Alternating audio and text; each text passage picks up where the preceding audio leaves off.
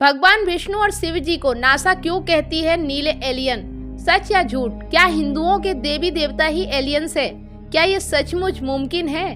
दोस्तों, वैसे तो ये बात बिल्कुल विश्वास करने लायक नहीं है, लेकिन एक रिसर्चर की माने तो 10,000 ईसा पूर्व धरती पर एलियन उतरे थे और उन्होंने इंसानी कबीलों के सरदार को ज्ञान दिया और फिर बाद में उन्होंने राजाओं को अपना संदेश वाहक बनाया, जिसके बाद से ही इंसानों ने उन्हें अपना देवता या फरिश्ता मान लिया।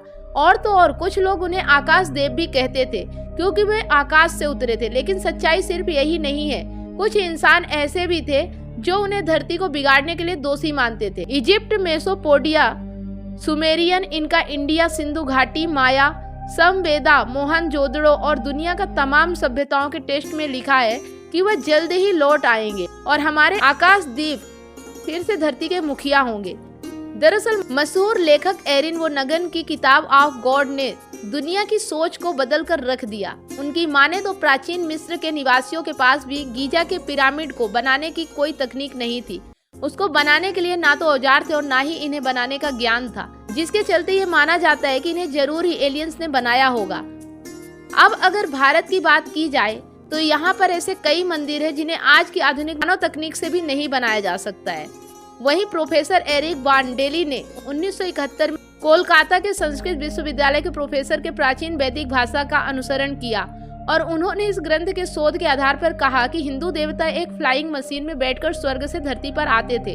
और इन ग्रंथों में बहुत बारीकी से इसका ब्यौरा भी मिलता है, जिसमें साफ लिखा है कि उनके ये विमान कैसे दिखते और कैसे वो एक जगह से दूसरी जगह जाते थे। इसी के चलते दक्षिण भारत के मंदिर उन विमानों की तरह ही बनाए गए हैं। वहीं प्राचीन एस्ट्रोनॉमी के अनुसार भगवान विष्णु को एक एलियन माना जाता है। उन्होंने अपने दोनों पार्षदों जय और विजय को अंतरिक्ष से निकाल दिया क्योंकि उन्होंने सदा अंतरिक्ष में विचरण करने वाले 4 लोगों सनक, सनंदन, सनातन और सनत कुमार को बैकुंठ में आने से रोक दिया। तो 200 भारतीय पौराणिक शास्त्रों में देखने को मिलता है कई देवताओं को नियमों को उल्लंघन करने पर स्वर्ग से निकाल दिया गया था, फिर उन्हें धरती पर दिन गुजारने होते थे। ये देवता भी कई प्रकार के होते थे, कोई बानर रूप में तो कोई राक्षस रूप में। वहीं पौराणिक ग्रंथों में भी देव और दानवों की जो कथाएं मिलती है वो स्वर्ग और धरती से जुड़ी हुई है। नारद नाम के एक देव दोनों लोकों के संदेश वाहक थे, या जिन्हें पहला रिपोर्टर भी कहा जा सकता है, और ये कहीं न कहीं एक संदेश वाहक थे, एक मीडिया का काम करते थे, लेकिन वह सबसे प्रसिद्ध थे। महाभारत रामायण में कई ऐसी जगह लोगों को डिफरेंट वर्जन का जिक्र मिलता है जो हमारे ग्रह के नहीं थे। साथ ही प्राचीन एस्ट्रोनॉमी के शोधकर्ता मानते हैं कि भारत के पौराणिक ग्रंथों में आदि का उल्लेख मिलता है, वे एलियन ही रहा होगा।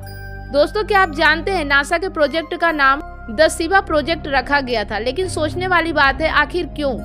क्या सच में नासा में भोलेनाथ को ढूंढ लिया है? भोलेनाथ के अस्तित्व और विज्ञान के बीच हमेशा बहस छिड़ी रहती है। इसी के चलते नासा ने कई प्रोजेक्ट में काम किया है जो हिंदू धर्म और शिव जी से जुड़े हैं। कहा जाता है कि इस दुनिया में 2 तरह के लोग हैं, कुछ भोलेनाथ को एलियन कहते हैं तो कुछ दुनिया को चलाने वाला देव। वहीं जब नासा कोई भी मिशन करता है उससे पहले शिव जी की पूजा जरूर करता है। दरअसल शिव को ही सत्य माना जाता है, उनको वही वस्तु माना जाता है जिससे इस जीवन का निर्माण हुआ है। बता दें, नासा के लोग भगवान शिव को ही अपना पहला वैज्ञानिक मानते हैं। नासा ने एक स्टडी में बताया है पहला डीएनए एक शिवलिंग में आया था। जी हाँ दोस्तों, आपने एकदम सही सुना, ये शिवलिंग उल्का पिंड के साथ धरती पर आया था। ये उल्का पिंड अगस्त 2011 में अलास्का में गिरा था। जब नासा के वैज्ञानिकों ने उसका अध्ययन किया तो उस शिवलिंग से ऐसे जीवाणु पाए गए जो इस बात को साफ करते हैं कि पृथ्वी पर पहली बार डीएनए एक शिवलिंग से ही आया था। अब आपके मन में कई सवाल उठ रहे होंगे और उनका उठना भी वाजिब है।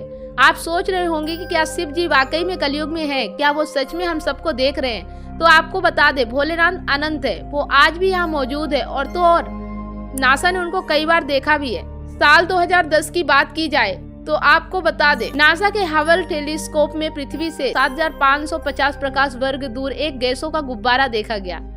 इस गुब्बारे का नाम था गैरीना नेबुला। ये नवजात तारों के पन्ने से निकलने वाली गैसों से बना था। लेकिन चौंकाने वाली बात तो ये है कि इसमें लोगों को जटाधारी भोलेनाथ की तस्वीर लोगों को दिखाई देने लगी थी और ये फोटो आज भी सोशल मीडिया पर देखने को मिली। वहीं अगर हम साल 2014 की बात करें तो नासा के न्यूक्लियर स्पेक्ट्रोस्कोपिक टेलीस्कोप एरे ने एक नेबुला की तस्वीर ली थी, जिसका नाम रखा गया हेड ऑफ गॉड। आपको जानकर हैरानी होगी कि भगवान के हाथ की तरह दिखता ये नेबुला पृथ्वी से 17,000 प्रकाश वर्ष दूर है। साइंस की भाषा में इसे सेल्सर विंड नेबुला कहते हैं, लेकिन लोगों ने इसे भोलेनाथ का ही हाथ माना था। ठीक इसी तरह 2017 में भी नासा के हबल टेलीस्कोप को अंतरिक्ष में अलग अलग आकार के बादलों का समूह दिखाई दिया। यह त्रिशूल की तरह दिख रहा था। उस समय भी नासा की इस तस्वीर को भगवान शिव का त्रिशूल कहकर सोशल मीडिया पर वायरल किया गया था। तो ये थी कुछ जानकारी, आपको कैसी लगी कमेंट करके जरूर बताएं। वीडियो अच्छा लगा तो लाइक करें और इसी तरह की पौराणिक कथाओं को देखते रहने के लिए चैनल को सब्सक्राइब अवश्य करें, साथ में बेल आइकन प्रेस करें ताकि जब भी कोई नई वीडियो में अपलोड करूं उसका नोटिफिकेशन आपको सबसे पहले मिले। वीडियो अगर आप फेसबुक पेज पे देख रहे हो तो पेज को फॉलो कर स्टार देके हमें सपोर्ट जरूर करें। फिर मिलते हैं एक नए वीडियो के साथ नेक्स्ट टाइम। तब तक आप सभी लोगों को वीडियो अंत तक देखने के लिए बहुत बहुत धन्यवाद।